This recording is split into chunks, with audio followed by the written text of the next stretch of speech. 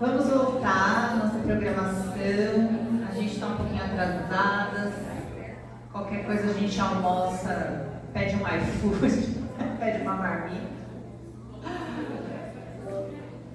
Pessoal, eu queria aproveitar para agradecer também especialmente a Sônia Custódio, maravilhosa, que nos conseguiu esse espaço aqui, né, do HC Famema, e que cuidou do nosso coffee com muito carinho, com aqueles patês maravilhosos que é ela que faz.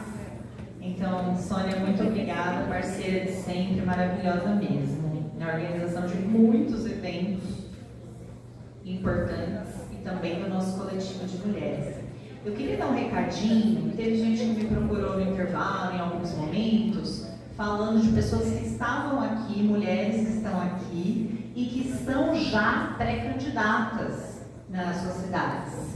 Eu queria pedir para vocês, eu vou falar uma das meninas, alguém, para vocês procurarem e dar o nome, tá, de vocês, né, o nome que vocês vão sair aí na candidatura, o partido, a cidade, e daí a gente pode citar aqui, eu acho, né, já essas mulheres também, que estão decididas a esse desafio aí, né, e contem com o nosso apoio, parabéns pela coragem.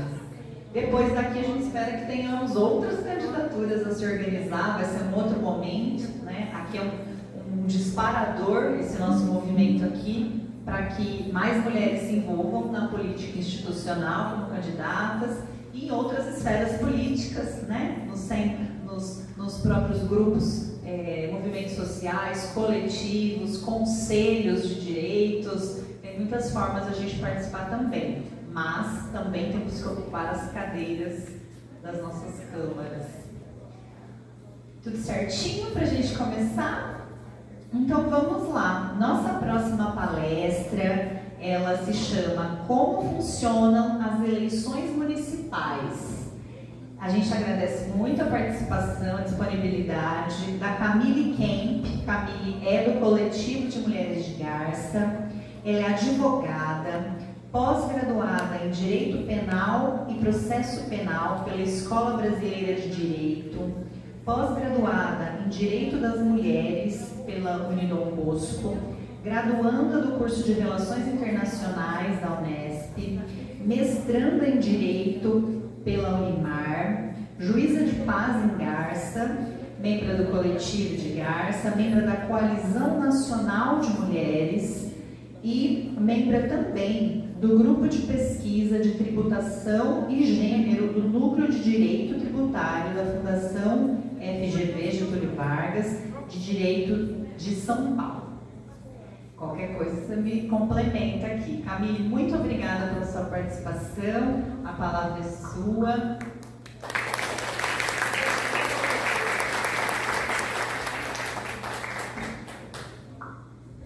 Bom dia a todas.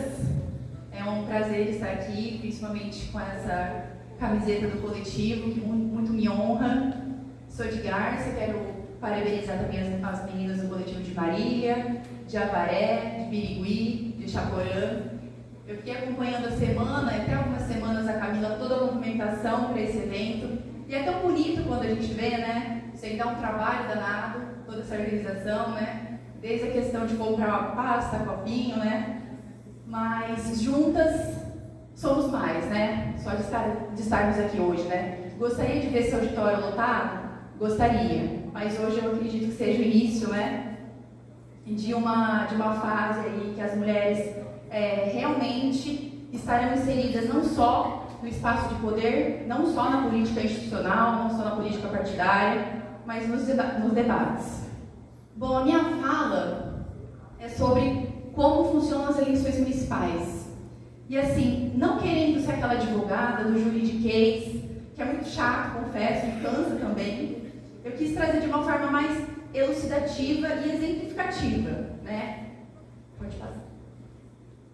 Bom, eu vou abordar primeiro o contexto histórico, a questão da legislação, um tópico da estatística e a violência política de gênero. Eu trouxe aqui no contexto histórico que em 1927 houve a primeira eleitora do Brasil, a Celina Guimarães Viana, lá no Rio Grande do Norte. Ela chegou a mandar uma petição para o juiz, que deu um parecer favorável para ela ser a primeira eleitora. Em 1928, houve a primeira prefeita eleita no Brasil e na América Latina. Foi a Luísa Alzira Soriano Teixeira. Só que somente em 1932 que houve o sufrágio universal, que foi o direito da mulher votar e ser votada.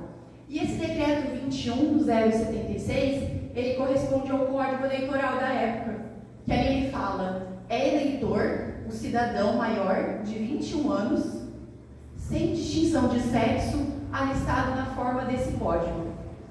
Ali, talvez tenha sido o grãozinho para nós estarmos inseridas nesse contexto político. Em 1985, um pouquinho antes da Assembleia Constituinte, houve uma movimentação nacional de mulheres intelectuais, professoras, advogadas, engenheiras, a fim de colocar os seus direitos na Constituição. Como acredito que todas saibam, os direitos iguais entre homem e mulher, ele só foi inserido na Constituição de 1988. E foi através dessas mulheres. Eu não sei se alguém aqui já ouviu falar do movimento Lobby do Batom. O Lobby do Batom é um termo pejorativo do qual as mulheres constituintes lá de 87 e 88 recebiam por estar fazendo toda essa movimentação dos direitos. Foram várias as reivindicações, inclusive o direito à licença maternidade, foi um direito reivindicado e conquistado lá na Assembleia Constituinte. Ali, não sei se vocês conseguem ver, o logo era Constituinte para valer, tem que ter palavra de mulher. O Conselho Nacional de Direitos Humanos, esse foi um encontro, um pouquinho antes de 88, porque a promulgação da Constituição foi em outubro de 1988. E essa é a Carta das Mulheres Brasileiras das Constituintes. Ali em cima tem o nome das Constituintes, aqui são todas as reivindicações, e ela tinha como destinatário o presidente, até então, da Assembleia Constituinte, Ulisses Guimarães. Depois eu posso passar também a carta, que fica bem exemplificativa.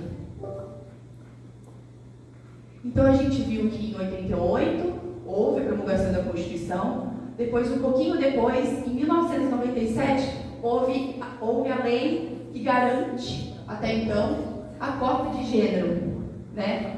No parágrafo 3º, do artigo 10, fala que do número de vagas resultantes das regras previstas nesse artigo, cada partido ou coligação preencherá um mínimo de 30% e um máximo de 70% para candidaturas de cada sexo. Ali seria a cota para mulheres. Só que isso foi fixado lá em 97. Só que só começou a ser exercido com obrigatoriedade em 2009. Ou seja, de 97 até 2009 era algo facultativo. E uma coisa que eu gostaria de pontuar é que não existe mais coligação. Desde 2015 as coligações são extintas. O que eu quis trazer como chamamento, eu estava acompanhando o próprio Tribunal Superior Eleitoral, que é sobre a fraude à cota de gênero. Camille, o que seria considerado, caracterizado fraude à cota de gênero? Seria a obtenção de votação zerada ou pífia? O que é isso? Uma votação mínima. Uma mulher que tem uma candidatura. Uma mulher que tem uma votação mínima. O tribunal ele não chega a estipular 5, 10, 15 votos, porque é um conjunto de fatores. Além disso, a prestação de contas foi idêntica à movimentação financeira e a ausência de atos efetivos de campanha. O que poderiam ser esses atos? É comprovado pelas redes sociais se essa mulher fez campanha ou não, se ela fez distribuição de santinhos. É através desses atos que fazem parte de uma eleição, de uma campanha partidária.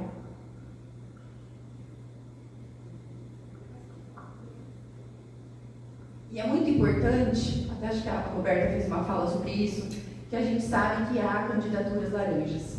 A gente sabe, eu mesma fui procurada, porque chega próximo do período eleitoral, agora da filiação partidária, que é partido que te liga, que te convida, sem saber até a sua ideologia, né? Só precisa mesmo do seu nome e está considerado gênero feminino, né? Então, assim, sem se importar muito bem o que aquela mulher pode vir a representar.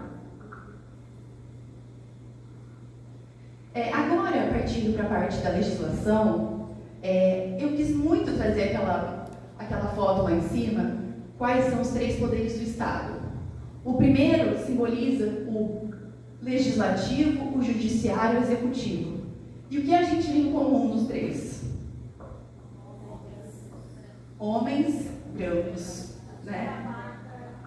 De gravata. Quem lembra da votação de Ourinhos, que acho que não tinha muita pauta importante, né, Roberto? Vamos votar sobre gravata. Mas é isso me chamou muita atenção. A gente sabe que o cenário, não só da política, não só do legislativo, não só do executivo, mas do próprio judiciário. E aqui eu falo com total lugar de fala, enquanto advogada, o judiciário é machista, é misógino, é sexista, é racista, é uma questão estrutural. Então eu trouxe esse quadro também, de uma forma bem elucidativa, que corresponde aos poderes, né? Nós temos 3 esferas: federal, que é a União, estadual e municipal. O poder executivo, na esfera federal, ele é representado pelo presidente da República. Na esfera estadual, pelo governador, pela governadora. Eu gosto muito de falar governadora também, né? A gente tem que já colocar isso em prática. O executivo pelo prefeito, pela prefeita. Já o legislativo é o Congresso Nacional, que é composto da Câmara dos Deputados e do Senado Federal. E o estadual, a Assembleia Legislativa, que ela fica em todas as capitais, formada pelos deputados, pelas deputadas estaduais. Já no âmbito, na esfera municipal, é a Câmara Municipal de Vereadores.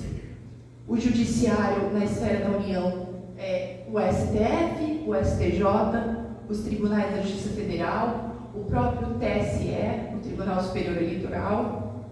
Na esfera estadual, o Tribunal de Justiça, os juízes de direito, os juizados especiais, Justiça Estadual Militar. Eu acho que esse quadro define bem não só as esferas, mas os poderes correspondentes. Eu quis trazer isso, e a Roberta, que tem total lugar de fala também, porque ela tem toda uma atuação prática, né? Mas, assim, o que faz uma vereadora?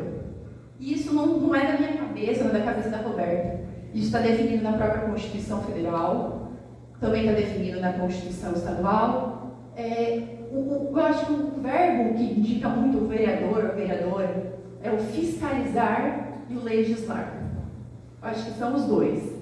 E isso tem uma amplitude, né? Fiscalizar quem? O executivo, o prefeito, a prefeita, os secretários, as secretárias. Ali, eu coloquei em primeiro, porque eu acho que assim é o mínimo, né?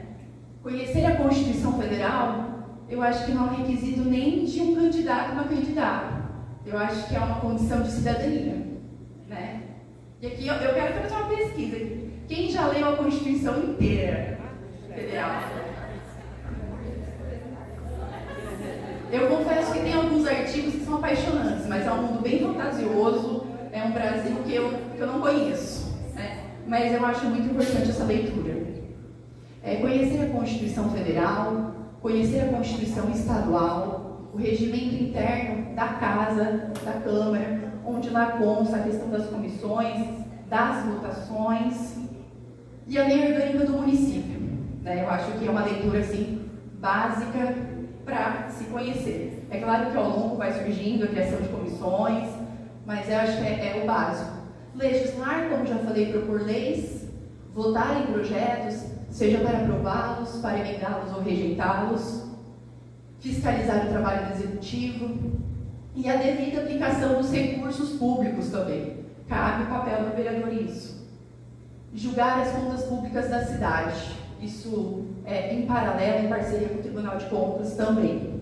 Então essas, é lógico que existem mais funções, mas essas são as principais.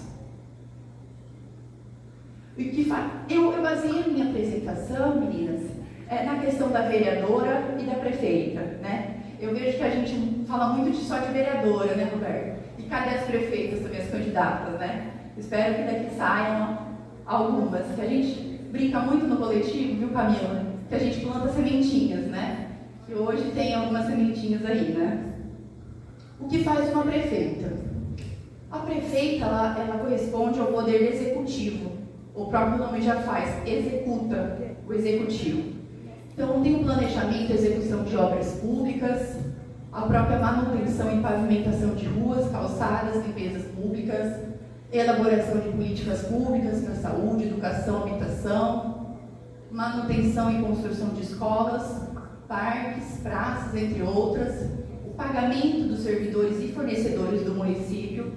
É lógico que o prefeito, a prefeita, ela delega funções, ela não está ali sozinha. Tem as secretarias, né? De acordo com a indicação, corresponde a cada área, Secretaria da Saúde, da Habitação, do Meio Ambiente. Planejar e organizar o trânsito na esfera municipal, elaborar projetos para apreciação da Câmara Municipal. É muito importante ainda também, nas funções de vereadora, a gente saber o que compete ao município. Porque a gente vê muitas pessoas falando, porque eu vou ser vereadora, que eu quero falar sobre aborto. E eu sei que é um tema bem polêmico. A gente tem que saber, primeiro, antes de dar algumas gafes, a competência, né? Não pode ser uma competência privativa de uma vereadora, sem entrar na competência de outra esfera, principalmente da União. É importante saber o que compete a cada esfera. Eu estou muito rápida, gente?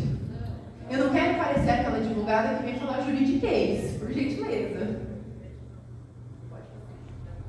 E agora, entrando aqui num tema que muita gente me pergunta, né? Eu quero falar que eu não sou especialista em direito eleitoral, mas eu amo o constitucional. E fazendo uma assessoria agora da campanha eleitoral, eu tenho mais em saber a questão do quociente.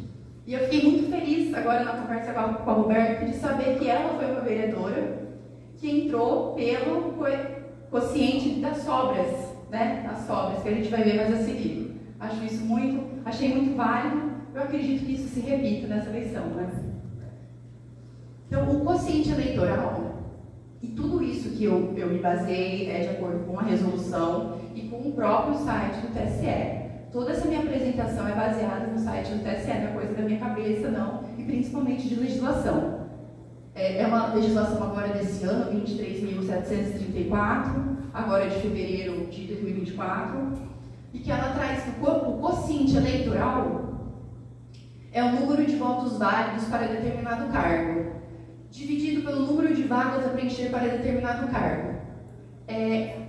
Existe o número da população, uma população, vamos falar de 200 mil habitantes, mas a gente tem que saber quantos são os eleitores que votam e desses votos, quais são os votos válidos. Votos brancos, votos nulos não são votos válidos. Então eu trouxe também um exemplo para a gente já trabalhar, porque acho que a gente muito pega determinados assuntos pelo exemplo, né? Então eu trouxe ali um caso exemplificativo, os votos válidos 170 mil, por 17 cadeiras a gente tem que o quociente eleitoral 10 mil votos. O que seria isso? Uma candidata de determinado partido, o partido para eleger um candidato, ele tem que ter 10 mil votos ao todo. Então, vamos falar que são 10, 12 candidatos no partido. A junção de toda essa votação tem que ser de 10 mil votos para eleger um candidato, uma candidata. Agora, o quociente partidário é o número de votos válidos para determinado partido ou federação. Como eu havia falado, não existe mais coligação. O que existe é partido e federação. Federações são poucas, a junção de alguns partidos, mas o que vale mesmo é o partido político, né? E aqui eu faço o apontamento que o partido ele tem muito que se ajudar, né? Na questão de votação da junção, porque por mais que o candidato ele vá bem na votação dele, não adianta só ele ir. É aquela máxima que a união faz a força, literalmente. Então eu trouxe o exemplo aqui do quociente partidário, que é o número de votos válidos para determinado partido da federação, pelo quociente eleitoral. A gente já havia visto na lâmina anterior que o quociente eleitoral são 10 mil votos. Então eu trouxe o partido A, o partido B e o partido C. O partido A tem 30 mil votos, o partido B 18 mil, o partido C 42 mil. O partido A, com 30 mil votos, ele vai ter 3 cadeiras na Câmara. O partido B, com 18 mil votos, ele terá uma cadeira. Uma candidata vai exercer mandato na Câmara Municipal. E o partido C, 4 cadeiras. Então esse é o exemplo do quociente partidário. E confesso que essa média, olha, eu sou de humanas, é muito complicado. Aqui está minha mãe, professora, que me ajuda ali nas pontinhas de exatas. Mas assim, parece difícil, porque o TSE é muita norma, muita regra, uma resolução em cima da outra. O que valia para a eleição anterior, para essa já houve alteração ou vetação. Então a gente tem que estar sempre buscando, lendo, se informando. A média nada mais é do que uma repescagem. Uma repescagem e trazer, de certo modo, candidatos, por merecimento, né, da chance. Né? Porque a gente sabe, a Roberta bem falou, tem candidato que numa eleição de vereador gasta 100 mil, 200 mil, né? E outros de forma totalmente desigual. Um salário mínimo de R$1.400 é o valor que o partido muitas vezes disponibiliza, nada mais que isso. Então a média nada mais é que a repescagem, levando em consideração o partido A, que tinha 30 mil votos no meu exemplo, pelo número de vagas obtidas pelo quociente. Essa divisão é o quociente partidário mais 1. A gente viu que ele tinha 3 cadeiras. Então 3 mais 1, 4. Já daria 7.500 para essa sobra do partido A. O partido B, com 18 mil votos, por 2 cadeiras, dá 9 mil. E o partido C, 42 mil votos por 5 cadeiras, 8.400. A gente viu que nesse exemplo, a gente está vendo que nesse exemplo, quem sai melhor é o partido B. O partido B, dessa rodada, é como se fosse rodada mesmo. Dessa rodada, ele sai melhor. E se tiver mais sobra, vai ter outra rodada, com os requisitos, que eu coloquei ali em azul. O partido ou federação precisaria ter conseguido votos equivalentes a pelo menos 80% do quociente eleitoral numa rodada. Na outra rodada, o candidato ou a candidata tinha que ter recebido votação nominal mínima de pelo menos 20% do quociente eleitoral. Parece difícil e até um pouco complexo, mas quando a gente entende as regrinhas, e eu acho que trabalhando com exemplos, fica mais fácil, né, elucidativo. Pode passar. Eu acho que essa questão da média, ela veio com a ideia talvez de democratizar a própria candidatura, deixar mais democrático. Inclusive na cidade de Garça, houve já um candidato que ele teve uma votação bem expressiva, cerca de quase 1.000 votos, ele não entrou, e outro candidato de 200 e poucos votos entrou. Mas isso também em consideração à coligação. Acredito que em Maria e outras cidades deva ter acontecido, né? Agora, passando para a questão do fundo partidário e fundo eleitoral, o TSE já disponibilizou, na verdade até o Congresso Nacional, que aprovou para as eleições de 2024 4,9 bilhões de fundo eleitoral para o financiamento das campanhas neste ano. É dinheiro, não é? Cerca de 30% desse valor, 1,5 bilhões, ele diretamente vai para os 2 partidos que têm a maior bancada, que é o PL e o PT. E isso se torna discricionário, porque nós aqui, cidade pequena, talvez vista pelos grandes pouco expressiva votação, a gente fica à mercê das verbas do fundo eleitoral, desses grandes, né, dos peixes grandes. Então, aqui só fazendo uma diferenciação, o fundo partidário, o próprio nome já diz, ele existe todos os anos e é um dinheiro destinado para o partido. Seria a conta de luz, de água de um diretório, os gastos, tem partido que cobra mensalidade. Isso seria o custeio do próprio partido. O fundo eleitoral, ele existe somente na campanha eleitoral. E é difícil, mas geminiano, tem tantas para falar. O fundo eleitoral, ele existe durante a campanha eleitoral e o valor que sobra, ele é devolvido para o Tesouro Nacional. Então, assim, tem que ter toda uma distribuição. E é lógico que a gente sabe que tem, né? Talvez não venha para nós, mas lá em cima a gente sabe que fica. A Lei 13.487, de 2017, foi ela que instituiu o fundo eleitoral.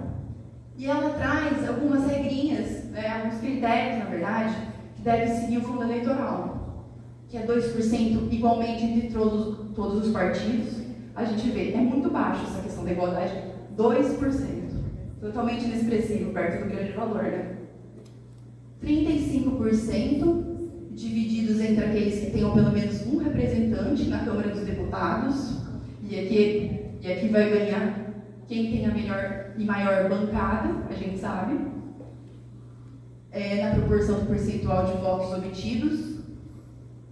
48% dividido entre as siglas, na proporção do número de representantes na Câmara, consideradas as legendas dos titulares, aqui a gente também sabe que é a grande bancada que leva, e 15% dividido entre os partidos, na proporção de representantes agora do Senado Federal. Esses são os critérios da Lei do Fundo Eleitoral. O fundo eleitoral também teve eu quis destacar isso, porque ele remete bem ao nosso assunto da mulher na política, de pessoas negras. Houve essa emenda constitucional, também agora é recente, de fevereiro, 117 de 2022, que ela obriga, olha só, obriga, não é que deve, né, não é nada facultativo, é uma obrigação, obriga os partidos políticos a destinar no mínimo 30% dos recursos públicos para a campanha eleitoral às candidaturas de mulheres. Então não é só a cota de gênero que a gente tem. A gente também tem uma obrigação de destinação dos recursos públicos às campanhas femininas. Distribuição dos recursos deve ser proporcional ao número de candidatos, isso é óbvio.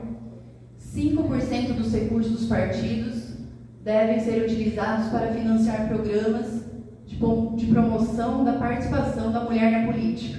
A questão talvez do marketing, né? Disso.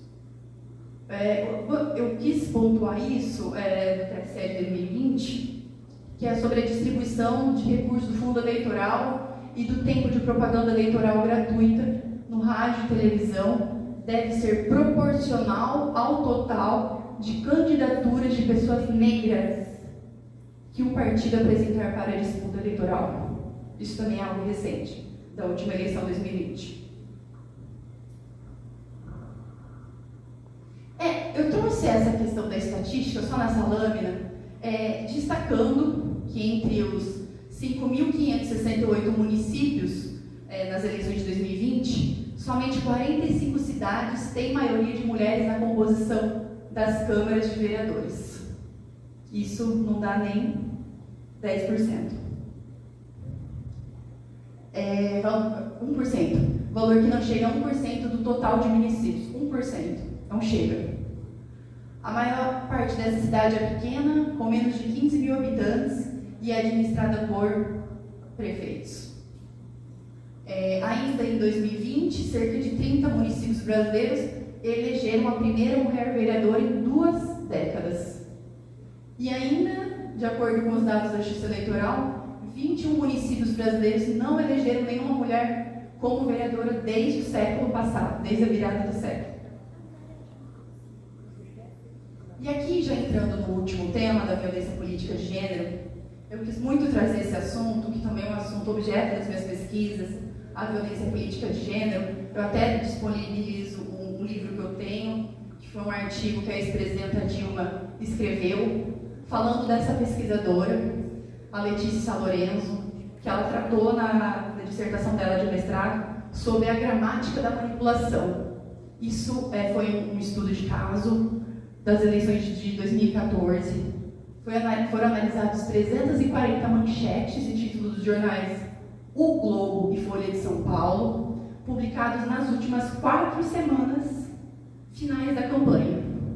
E quando se referia à presidenta Dilma, as manchetes eram: Dilma ataca, debate acalorado tem ataques pessoais, no fim Dilma passa mal. Dilma parte para ataque pessoal e acusa Aécio de uso da máquina. O uso da máquina é um ataque pessoal ou é ataque público? Né? E os verbos são muito curiosos. Que quando é o Aécio critica, nunca ataca. O ataque vem da mulher porque a pesquisadora, e aqui eu faço um chamamento, que a pesquisa dela é de excelência, a questão da mulher se vincular com histeria, com loucura, né? Com desequilibrada. E a gente, né, não precisa muito a fundo, a gente viu muito o uso da figura da ex-presidenta Dilma a isso. A histérica, desequilibrada, passa mal. O Aécio nunca passou mal, mas a Dilma passa mal talvez porque ela é frágil, sexo frágil, né? Então eu quis muito trazer esse assunto, essa pesquisa. Eu gosto muito do que a Duda, professora Duda, hoje deputada federal, ela fala, até faço um chamamento também para segui-la nas redes, um conteúdo assim de grande valia. Eu gostei muito dessa frase, inclusive nesse livro que ela escreve também, que para eu construir políticas que melhorem minimamente a vida das travestis, transexuais e dos grupos em vulnerabilidade social, eu tenho que estar viva e no Brasil. Olha só, ela invoca o princípio, talvez ele da dignidade humana, a questão da vida absoluta, e a gente sabe que não é só estar viva, é ter saúde mental também, né? Eu gostei muito da fala da Roberta. Eu acho que a vivência na prática é dolorosa, né? Eu não posso falar que eu imagino, porque eu não imagino o que você passou, mas receba meu abraço. Gostei muito da sua fala. Trouxe a Duda, ela é professora. Ela foi a vereadora mais votada de Minas em 2020 e 2022 ela foi deputada federal, hoje está lá no Congresso, junto com a maravilhosa Érica Hilton, Samia Bonfim, a deputada Juliana Cardoso, estão lá na bancada feminina. Eu gosto muito dessa frase também da Michelle Bachelet, ex-presidenta do Chile, que eu acho que é muito significativa, que é quando uma mulher entra na política, muda a mulher. Quando muitas mulheres entram na política, muda a política. Eu acho que é forte, expressiva. Só que aqui eu faço um outro chamamento, porque não é qualquer mulher, né? A gente tem que saber a ideologia dessa mulher. Inclusive, na votação da igualdade salarial, a gente viu que 10 mulheres votaram contra a igualdade salarial. Então a gente tem que saber também a questão da representatividade feminina. Não basta ser mulher, né? Agora eu gostaria de passar um vídeo que representa muito bem uma parlamentar no exercício do seu mandato, sofrendo a violência política de gênero. Ele é bem rápido, a gente já está indo para o encerramento.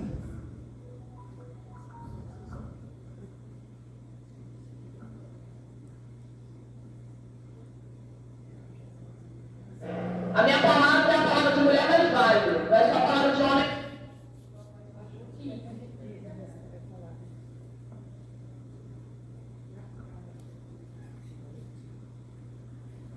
Que vale não.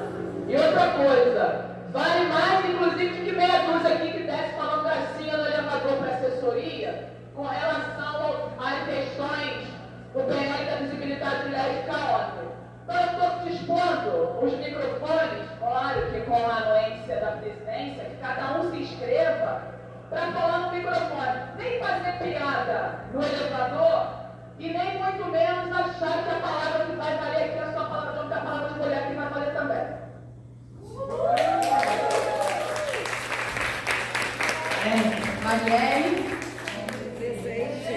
Marielle. Eu acho que, e aqui até me emociona, posiciono porque a Marielle pagou com a vida, né? A política de gênero, ela pagou, ela trouxe um exemplo aqui das gracinhas no elevador, ela já era uma parlamentar tão eleita tanto quanto os homens brancos, né? Talvez até com uma votação até mais expressiva. Eu fico me perguntando onde Marielle estaria hoje, né? Inclusive tive o prazer de conhecer a sua irmã, sua filha e a sua mãe, que é uma família que você sente a força, a luta feminina. Então eu acho que a gente tem que invocar. Eu nunca esqueço a história da Marielle, e a gente ainda está nessa busca de quem mandou matar a Marielle, embora saibamos alguns nomes aí, mas a gente sabe. E aqui eu não estou na militância, mas é quase difícil separar a profissão da militância. Mas eu espero ter contribuído, me coloco à disposição aqui para eventuais esclarecimentos. Estou muito feliz de estar aqui, de participar. Agradeço o Coletivo de Mulheres de Marília, as minhas companheiras de Garça, as meninas de Birigui, Chaporã, Avaré. Eu acho que a gente já tem a resposta, só falta a gente se organizar. Eu acho que é uma questão de organização, porque juntas somos mais, aquela máxima, né? E é possível sim construir uma política igualitária, plural, diversa, fraterna, solidária, né? É sobre isso. Eu agradeço. Muito obrigada.